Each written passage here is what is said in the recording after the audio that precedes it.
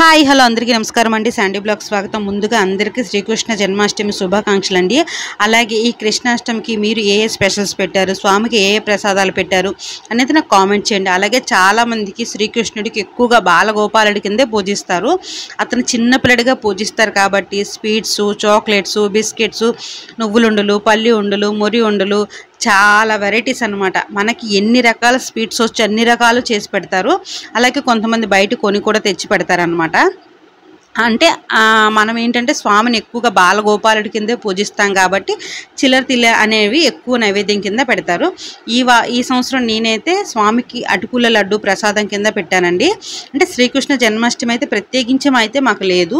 నేను ఎక్కువగా ఏదో ఒకటి స్వీట్ అనేది చేసి స్వామికి దీపం అనేది పెట్టుకుంటాను అనమాట. ప్రత్యేకించి అయితే మాకేం లేదు. కానీ ఈ సంవత్సరం ఏదో స్పెషల్ చేద్దామని చెప్పేసి ఎప్పుడు అటుకులు పాలు అలాగా చిన్న చిన్న పాలు ప్రసాదాలు అలాగా పెట్టేసేదాన్ని. ఈసారి స్వామికి ఎంతో ఇష్టమైన అటుకులు లడ్డు చేశాను. అది ఎలా చేయాలి ఏంటి అనేది వీడియో స్కిప్ చేయకుండా చూస్తే మీకే అర్థమవుతుంది. అలాగే అటుకులు లడ్డు చేసేటప్పుడు చిన్న విషయం అయితే నాకు గుర్తొచ్చింది. స్వామికి ఎందుకు అటుకులు అంటే ఎంత ఇష్టమో ఎంత ప్రీతి అనేది నాకైతే చిన్న స్టోరీ అయితే గుర్తొచ్చింది. అది ఆల్మోస్ట్ అందరికీ తెలుసండి, తెలియని వాళ్ళంటూ ఎవ్వరు ఉండరు. కానీ తెలియని వాళ్ళ కోసం నాకు తెలిసిన చిన్న అంటే 100%లో నాకు ఒక 20% తెలుసు అనమాట. 100% నాకు తెలియదు. నాకు ఆ 20% ఏదైతే తెలుసో అదైతే మీతో షేర్ చేస్తాను. కానీ వీడియో స్కిప్ చేయకుండా చూడండి, మీకే అర్థమవుతుంది. ఫస్ట్ అటుకుల లడ్డు ఎలా చేయాలో చూసేద్దాం. ఫస్ట్ ఏంటంటే అటుకులు కళాయి వేసి అందులో ఆయిల్ కానీ నెయ్యి కానీ ఏమీ వేయకుండా తిగ్గా ఉన్న అటుకులు బాగా రోస్ట్ అయ్యే వరకు ఫ్రై చేసుకోవాలి. బాగా ఫ్రై అయిన తర్వాత నేను కప్పుడు అటుకులకి కొబ్బరి తురుము అనేది వేసుకున్నాను. మీకు నచ్చితే కొబ్బరి తురుము వేపుకోవచ్చు, లేకపోతే లేదు. నేనైతే కొంచెం కొబ్బరి తురుము వేపాను అనమాట. ఎందుకంటే మా ఇంట్లో కొబ్బరి తురుము అనేది కొంచెం అవాయిడ్ చేస్తారు. ఒక కప్పుడు అటుకులకి కప్పుడు కొబ్బరి తురుము వేసుకుంటే చాలా బాగుంటుంది. నేను ఆఫ్ వేసాను. ఇవన్నీ వేసి బాగా చల్లగా అయిన తర్వాత మనం మెత్తగా మిక్సీ పట్టుకోవాలండి. చూసారు కదా నేను ఎలా అయితే పట్టానో అలాగా. చిన్నది వీడియో అయితే మిస్ అయింది. కొంచెం 2 యాలకులు కూడా వేసుకోవాలి, స్మెల్ బాగుంటుంది. అలాగే నేను కప్పుడు అటుకులకి అరకప్పు పంచదార తీసుకున్నాను. మీకు వీలైతే బెల్లం కూడా తీసుకోవచ్చు. బెల్లం మా ఇంట్లో లేదు, అందుకని పంచదార తీసుకున్నాను. అన్నీ కలిపి బాగా మనం మిక్సీ పట్టుకున్న తర్వాత జీడిపప్పులు, బాదం పప్పులు ఇలా చిన్న చిన్న ముక్కలుగా కట్ చేసుకొని నెయ్యిలో వేపుకోవాలన్నమాట. నెయ్యి కాస్త ఎక్కువగానే వేస్తే బాగుంటుందండి, లేకపోతే అదొక స్మెల్ వస్తుంది అనమాట. అటుకులు మనం ఎంత ఫ్రై చేసినా వాష్ చేసినా చిన్న స్మెల్ అనేది వస్తుంది. కొంచెం ఫ్రై చేసాము, అలాగే కొంచెం ఎక్కువ నెయ్యి కనుక వేసుకుంటే బాగుంటుంది అనమాట. ఇది వేడివేడిగా ఉన్నప్పుడు మొత్తం కలుపుకొని అప్పుడు ఒక వీలైతే బెల్లం అయితే కనుక మనకు ఉండ కట్టేస్తుంది. ఇది పంచదార కనుక ఉండ అయితే రావట్లేదు అనమాట. అందుకని కొంచెం అంటే కొంచెం పాలు వేసుకోవాలండి. మరీ ఎక్కువ పాలు వేసుకోకూడదు. చూసుకొని పాలు వేసుకొని ఉండలా కట్టుకోవాలి. నేను కొంచెం పాలు వేసి అన్నీ కలుపుకున్న తర్వాత అది సరిపోయింది క్వాంటిటీ ఉండ వస్తుంది అవుతుందని లడ్డు అవుతుంది అనేటప్పటికి ఆపేసాను అనమాట. మనకి ఏంటంటే పంచదార పాలు వేసేసరికి పంచదార కొంచెం మెల్ట్ అవుతుంది కాబట్టి సరిపోతుంది. నెయ్యి రాసుకోవాల్సిన అవసరం ఏమీ లేదు. ఆ పాలు తేడే అలా సరిపోతుంది అనమాట. ఇలా మనకు కావాల్సిన సైజులో ఉండలు చుట్టేసుకోవడమే. అయితే ఈ ఉండలు చుట్టూ ఏంటంటే శ్రీకృష్ణుడికి కుచేలుడు అని ఫ్రెండ్ ఉండేవాడు, అదే స్నేహితుడు ఉండేవాడు. అతను చాలా భేదవాడు. శ్రీకృష్ణుని కలవడానికని వస్తే బట్టలకు గేటు దగ్గర ఆపేస్తే అప్పుడు శ్రీకృష్ణుడు చూచి లోపలికి తీసుకొచ్చి అతనికి ఎంత మర్యాద చేస్తారంటే కాళ్ళు కడిగి కాళ్ళకి గంధం బొట్టు పువ్వులు అన్నిటితో ఇది చేసి ఆ నీళ్ళు తలపై చల్లి స్వామికి అలాగే అతనికి దండ వేసి హారతి ఇచ్చి చాలా బాగా మర్యాద చేస్తారనమాట. ఎంత మర్యాద చేస్తారంటే అంత మర్యాద చేస్తారు. అతని భార్యలందరూ అనుకుంటారు, ఏంటి శ్రీకృష్ణుడికి కుచేలుడు అంటే అంత ఇష్టమా, అంత ప్రేమగా చూస్తున్నారు, మన చేత సేవలు చేయించుకోవడమే తప్ప అతను ఒకరు సేవ చేయడం తెలియదు కదా అని చెప్పి అందరూ అనుకుంటారు. ఈ లోపు ఏంటంటే భార్యలందరూ కూడా ఎంత అదృష్టమో ఇతను ఏమి తీసుకొచ్చారు శ్రీకృష్ణుడికి, చాలా ఎంత ప్రాణంగా ఉన్నారు కదా, కలిసి చాలా చిన్నప్పటి నుంచి చాలా కలిసి ఉన్నారు కదా, అతనికి ఏం తీసుకొచ్చాడు అని చెప్పేసి ఈ భార్యలందరూ అనుకుంటారు అనమాట. అనుకునేటప్పుడు అతను ఏంటంటే శ్రీకృష్ణుడు చాలా డబ్బున్నోడు, ఇతను కొంచెం లేనోళ్ళు అవ్వడం వల్ల ఏం చేయాలి, నేను తీసుకొచ్చింది ఇవ్వాలా వద్దని చాలా ఆలోచిస్తాడు. ఈ లోపు ఏంటంటే అతను ఏం తీసుకొచ్చావు అని భార్యల మాట విని శ్రీకృష్ణుడు అతనికి కుచేలుడికి అడుగుతారనమాట. ఏం తీసుకొచ్చావు నా కోసము అని అంటే అతను కొంచెం మనము యాక్చువల్గా మానవ నైజం ఏంటంటే అవతల వాళ్ళు కొంచెం హైలో అదే కొంచెం డబ్బున్న వాళ్ళు ఉన్నప్పుడు మనం ఏం కొంచెం దానికి విలువ ఖరీదు తక్కువైన తీసుకెళ్తే కొంచెం వెనకడుగు వేస్తాం. అలాగే అతను కూడా కొంచెం వెనకడుగు వేశారనమాట. అంటే ఇది ఇంత ఇతను ఇలా ఉండేటప్పుడు నేను తీసుకొచ్చింది ఇవ్వడం అది కరెక్ట్ కాదు అని చెప్పేసి వెనక వేస్తారు. అది కూడా అతను ఎక్కడి నుంచో నడిచి వచ్చేటప్పటికి అటుకులు కొంచెం ఇంకా ఎండిపోతాయి అన్నమాట.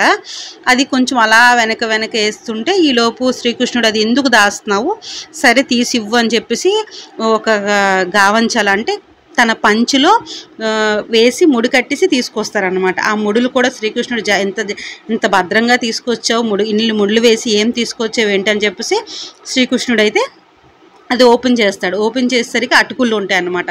ఈ భార్యలందరూ కూడా కొంచెం ఇదవుతారు, కానీ శ్రీకృష్ణుడు దాన్ని ఎంతో ఇష్టంగా తింటారనమాట. అటుకులు అని చెప్పేసి చిన్నప్పుడు విషయాలన్నీ గుర్తు చేసావు అని చెప్పేసి అటుకులకి కుచేలుడికి శ్రీకృష్ణుడికి అటుకులుకున్న స్టోరీ అదనమాట. అతను ఎంతో ప్రేమగా తీసుకొచ్చిన అటుకులని శ్రీకృష్ణుడు ఎంతో ఇష్టంగా తింటారు. దానికి చూసి ఈ భార్యలందరూ చాలా ఆశ్చర్యపోతారు అనమాట. ఇప్పటికీ కూడా చాలామంది శ్రీకృష్ణుడికి అటుకులు బెల్లమే పెడతారు.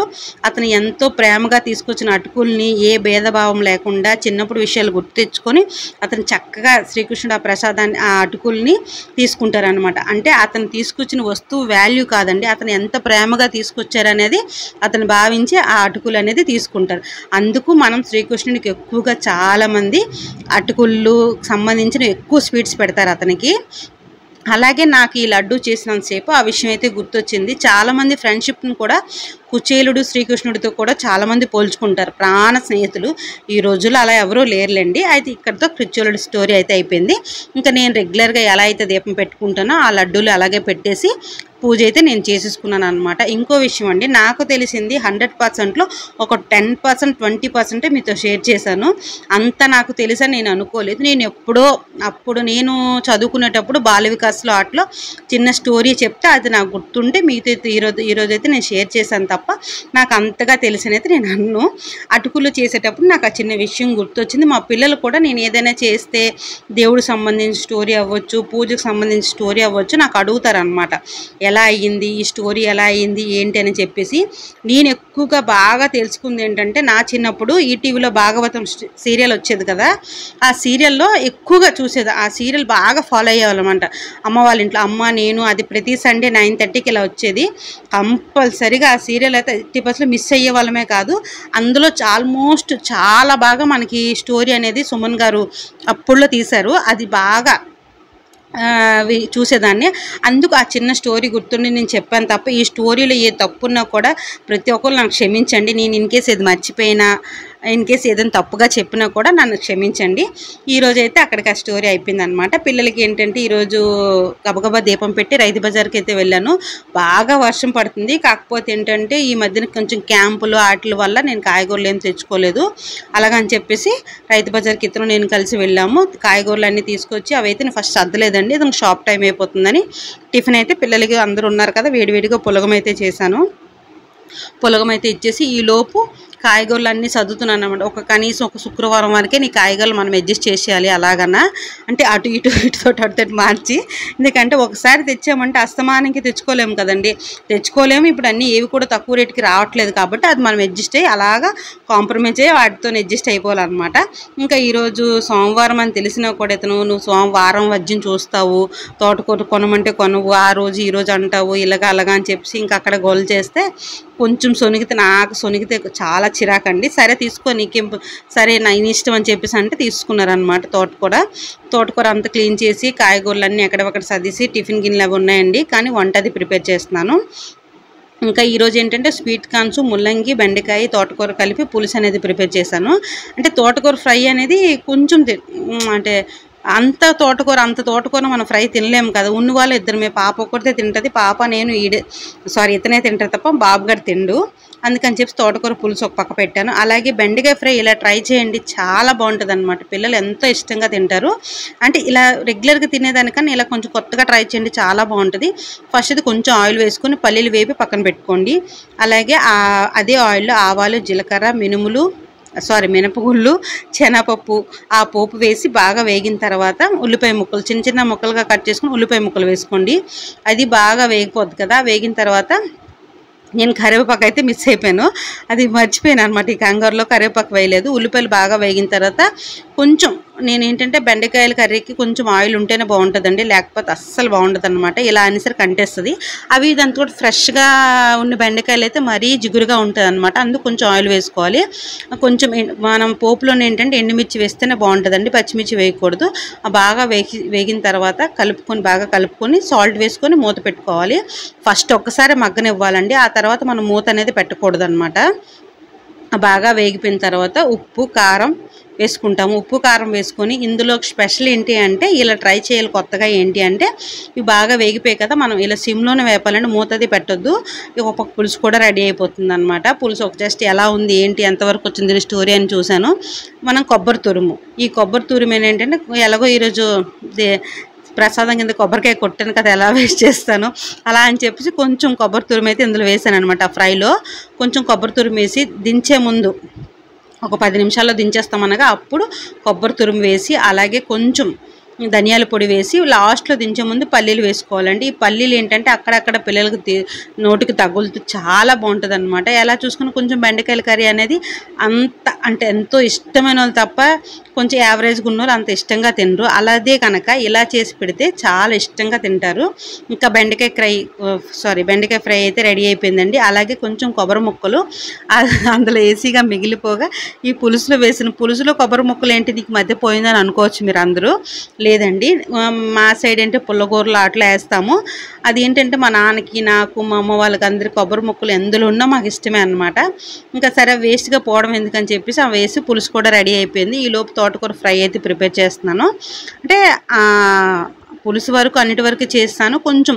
ఇది కొంచెం చేస్తే కొంచెం కూర అనేది కొంచెం తొందరగా అయిపోతుంది, అన్ని 2 వెరైటీస్ ఉన్నట్టు ఉంటుంది అని చెప్పేసి కొంచెం ఫ్రై అయితే చేస్తున్నాను. ఈలోపు కళాయిలన్నింటిలోకి అన్నీ తీసేసుకున్నానండి. ఇంకెందుకు మళ్ళీ టైం వేస్ట్ అని చెప్పేసి ఈలోపు అన్నము తోటకూర అయ్యేలోపు కొంచెం గిన్నెలు ఉన్నాయి సింక్లో, అది క్లీన్ చేసేసి అప్పుడు ఇంకా పిల్లలకి అయితే చిన్న ప్రాజెక్టుల పని ఉంది, తన కోసం హెల్ప్ కోసం అని చెప్పేసి నేను ఇంకెక్కడితో స్టాప్ చేస్తాను. ఈరోజు మిషన్ అయితే ఏం తీయలేదు, ఎందుకంటే పిల్లలకు కొంచెం బాబుగడికి కొంచెం ప్రాజెక్టుల పని ఉన్నదని వాటికి హెల్ప్ చేశాను.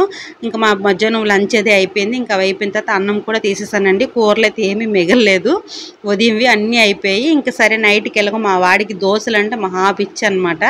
సరే ఇంట్లోనే ఉన్నాడు కదా, అంటే ఇంట్లో ఉన్నారంటే నైట్ ఇంట్లో తొందరగానే ఉన్నారు కదా, హోంవర్క్స్ అన్నీ ముందు అయిపోయాయి కదా అని చెప్పేసి దోశలు అయితే ఫినిష్ చేశాను. దోశలకైతే పప్పు బియ్యం నానబెట్టుకున్నా, నేను అన్నీ క్లీన్ చేసి కాస్త చిన్న మిషన్ పని అయితే చేశానండి. అప్పటికి 6:15 అయిందనమాట. ఇంకా సాయంత్రం దీపం పెట్టే టైం కాబట్టి దీపానికే రెడీ అయ్యాను.